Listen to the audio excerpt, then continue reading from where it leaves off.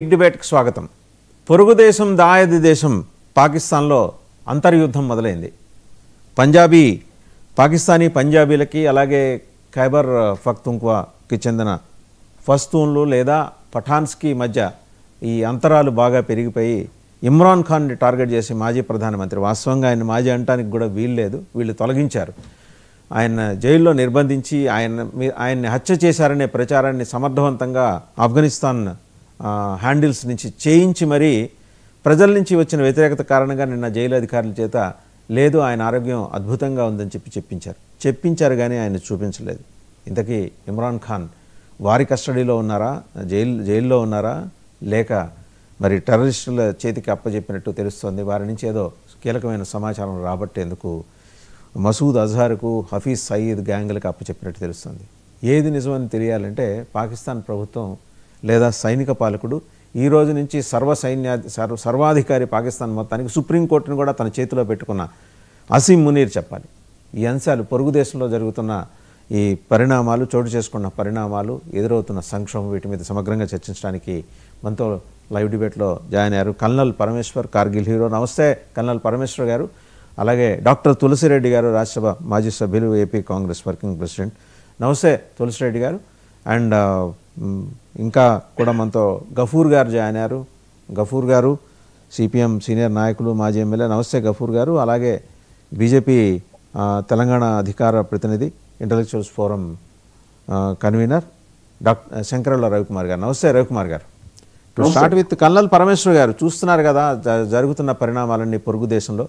నిన్న సాయంత్రం హడావిడిగా ఒక ప్రకటన జారీ చేసింది ఆయన ఉన్నట్టుగా భావిస్తున్న జైల్లో. ఎందుకంటే మొన్న సాయంత్రం ఆయన తోబుట్టువులు ముగ్గురు కూడా అబౌవ్ 70 ఆర్ 60+ ఉన్న ఆయన తోబుట్టువుల్ని జుట్టు పట్టుకొని ఈడ్చి మరీ రోడ్డు మీదకి లాక్కెళ్ళిన ఒక దైన్య స్థితి చూసాం పాకిస్తాన్ జైలు వెలుపల. సో వాళ్ళకి వారి సోదరుడిని చూపించడానికి కూడా వారికి అవకాశం లేదు. 1 నెల రోజులైంది ఆయన ఫిజికల్ అపీరెన్స్ అయ్యి, 1 నెల రోజులైంది. ఉన్నారా లేరా ఆయన?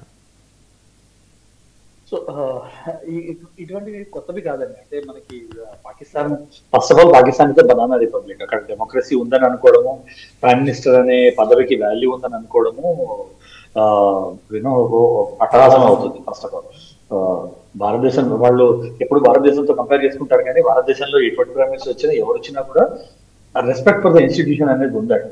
ఆ ఇన్స్టిట్యూషన్ ని డిస్రెస్పెక్ట్ చేయడము, లేకపోతే ఆయన ప్రధానమంత్రి తీసుకున్న ఎగ్జిక్యూటివ్ ఆర్డర్ ఇంప్లిమెంట్ చేయకపోవడము, డిఫెన్స్ ఫోర్సెస్ ఇన్వాల్వ్ అవ్వడం, గవర్నమెంట్ లో ఇన్వాల్వ్ అవ్వడం అనేది మన హిస్టరీలో లేదు. సో అది కంపేర్ చేస్తే తెలుస్తుంది డెమోక్రసీ ఏ దేశంలో థ్రైవ్ అవుతుంది, ఏ దేశంలో అసలు డెమోక్రసీ అనే పేరు లేదు. డెమోక్రసీ పేరు మీద ఫ్రాడ్ నడిపిస్తుంది. So that is very important point. Second ఏంటంటే, మీరు ఆసిమ్ మునీర్ గురించి నేర్చుకోవాల్సింది ఏంటంటే, ఆయన అన్ని ప్రీమియర్ స్కూల్స్ చదివాడు. Is a very smart cookie అండి, is a very smart person. History నుంచి చాలా లెసన్స్ తీసుకున్నాడు ఆయన. సో అందుకే కూల్ లాగా చేయకుండా పర్వేజ్ ముషర్రఫ్లు, జుల్ఫికర్ అలీ భుట్టోని తీసేసి అంతకు ముందర జియావుల్లాకి వచ్చినట్టు అలా రాకుండా చాలా పద్ధతిగా మెల్లిమెల్లిగా కాన్స్టిట్యూషనల్ అమెండ్మెంట్స్ చేసుకుంటూ ఒక అడుగు తర్వాత ఒక అడుగు చేసుకుంటూ వచ్చాడు. ఫస్ట్ ఏమైంది, ఈ భారతదేశం మీద పుల్వామా అటాక్ అయిన తర్వాత ఆఫ్ సింధూర్లో దెబ్బతిన్నప్పుడు ఏమైంది, దెబ్బతిన్నాక ఏం చేశాడు ఆయన, నేషనల్ ఫ్రెంజీ కికప్ చేశాడు. చూడండి, కంట్రోల్ ఒక చోట ఉండకపోతే, సెంట్రలైజ్ కంట్రోల్ లేకపోతే ఇదే అవుతుంది. సో కంట్రోల్ ఒక చోట ఉండడం ఇంపార్టెంట్. నేను కంట్రోల్లో కాబట్టి నాలాంటి మిలిటరీ హెడ్ కి పవర్స్ ఇవ్వడం ఇంపార్టెంట్ అనేసి అప్పటి నుంచి డ్రమ్అప్ చేసుకుంటూ వచ్చి ఫస్ట్ టైం ఆ కంబైన్డ్ డిఫెన్స్ ఫోర్సెస్ కి కమాండ్ అనేది క్రియేట్ చేసుకుని ఆయన ఉన్నాడు కాబట్టి కంట్రోల్లో ఆయనకి ఆయన ఇచ్చుకున్నాడు పదవి. ఫస్ట్ ఫీల్డ్ మార్షల్ పదవి ఇచ్చుకున్నాడు, దాంతో కంబైన్డ్ డిఫెన్స్ ఫోర్సెస్ పదవి ఇచ్చుకున్నాడు. మెల్లమెల్లగా 27th అమెండ్మెంట్ తీసుకొచ్చాడు. 27th అమెండ్మెంట్ తీసుకొచ్చి ఏం చేశాడు, ఇవాళ నిన్న రిటైర్ అవ్వాల్సిన మనిషి ఇంకో 5 ఏళ్ళు ఆయన పదవి ఆయన ఎక్స్టెండ్ చేసుకున్నాడు. ప్లస్ ఏంటి, కాన్స్టిట్యూషనల్ అమెండ్మెంట్ లో మీరు గమనించాల్సిన ఇదేంటి, 5 ఏళ్ల తర్వాత ఆ పదవి మళ్ళీ ఇంకో 5 ఏళ్ళకి అలా ఎక్స్టెండ్ అవుతూ వెళ్ళొచ్చు. దాన్ని ఎవరు సైన్ ఆఫ్ చేస్తారు, ఆయనే సైన్ ఆఫ్ చేస్తారు. అంటే ఏంటి, మొత్తం మీద ఏంటి, ఆయన లైఫ్ లాంగ్ ఆయన పాకిస్తాన్ నియంతగా ఆయన నామినేట్ చేసుకున్నాడు సింపుల్ గా. అది మెల్లమెల్లగా ఇప్పుడు పాకిస్తాన్ డెమోక్రటిక్ ఏజెన్సీస్ అయితే ఏవైతే ఉన్నాయో, ఎస్టాబ్లిష్డ్ ఏజెన్సీస్, ఫంక్షనల్ కాదు కానీ ఎస్టాబ్లిష్డ్ ఏజెన్సీస్ ఏవైతే ఉన్నాయో వాటిని మెల్లమెల్లగా షాబాజ్ షరీఫ్ ఎట్లాగో ఆయన మాట్లాడతాడు. షాబాజ్ షరీఫ్ చెప్పి ఆయన ఫీల్డ్ మార్షల్ పదవి కూడా ఇప్పించుకున్నాడు. ఓడిపోయిన యుద్ధానికి ఫీల్డ్ మార్షల్ పదవి కూడా ఇప్పించుకున్నాడు. ప్రపంచ మిలిటరీ హిస్టరీలోనే మొదటిసారి యుద్ధం ఘోరంగా ఓడిపోయి ఫీల్డ్ మార్షల్ అయిన మొట్టమొదటి జనరల్ ఆసిమ్ మునీర్. ఆ మొట్టమొదటి అనేది పదవికి అది ఆయనకి దక్కుతుంది. సో మెల్లమెల్లగా ఏం చేస్తున్నాడంటే ఆయన అన్ని కాన్స్టిట్యూషనల్ బాడీస్ ని ఆయన కింద తీసుకుంటున్నాడు. అది కాకుండా నౌ అడిషనల్ ఏంటి, appointment of key military appointments అన్ని ఇప్పుడు ఆయన రాటిఫై చేస్తాడు. మిలిటరీ అంటే army, air force, defence. So any key leadership appointments ఆయన రాటిఫై చేస్తారు కానీ అప్రూవ్ అవ్వవు. సో దాంతో ఏమవుతుంది, పర్వేజ్ ముషర్రఫ్ కి జరిగిన గతి. పర్వేజ్ ముషర్రఫ్ డిక్టేటర్ ఉండే, కానీ ఆయనకి అగేన్స్ట్ గా ఎవరు వెళ్ళారు, ఆయన డిఫెన్స్ ఫోర్సెస్ వాళ్ళే, కమాండ్ వాళ్ళే వెళ్ళి ఆయన పక్కన దూసేశారు. ఇప్పుడు ఏంటి, ఆయన దేశంలోకి రానికుండా చేశారు ఆయన.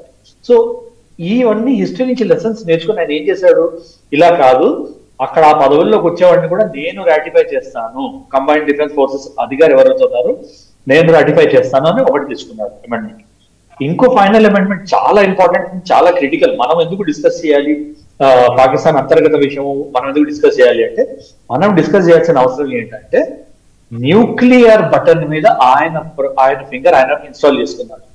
ఇదివరకు ఏంటి, it was a consultative process. ఇప్పుడు as a field marshal, as a life long general, uniform life long ఉంటుంది. As a life long general and as Pakistan's de facto dictator complete గా న్యూక్లియర్ కమాండ్ ఆయన చేతిలో ఉంది. సో ఆయన ఓకే అన్నాడంటే చాలు, ఇంకెవరి కన్సల్టేషన్ అక్కర్లేదు, he can press the nuclear button. And that has got very deep and very serious ramifications, not just for India, for the international community. So ఇది మనం బ్యాక్గ్రౌండ్ మనం అర్థం చేసుకోవాలి. ఈ లేటెస్ట్ లాస్ట్ 15-20 days లో ఆయన చేసుకుంటూ వచ్చిన చేంజెస్ ఎందుకు చేసుకుంటా అంటే, రిటైర్ కాకుండా ఇవన్నీ చేసేసుకుంటే ఆయనకి మళ్ళీ రిటర్న్ మళ్ళీ పవర్ లోకి వచ్చే అవసరం ఉండదని ఇవన్నీ చేసుకుంటాం. రైట్, మళ్ళీ మీ దగ్గరకు వస్తాను. ఒకసారి డాక్టర్ తులసిరెడ్డి గారి దగ్గరికి. రెండు కీలక పరిణామాలు డాక్టర్ తులసిరెడ్డి గారు. న్యూక్లియర్ కమాండ్ తన చేతిలో పెట్టుకోవటం అండ్ అడియాలా జైల్లో ఉన్నట్టుగా మనమందరం భావిస్తున్న ఇమ్రాన్ ఖాన్ ఉన్నారో లేదో తెలియని పరిస్థితి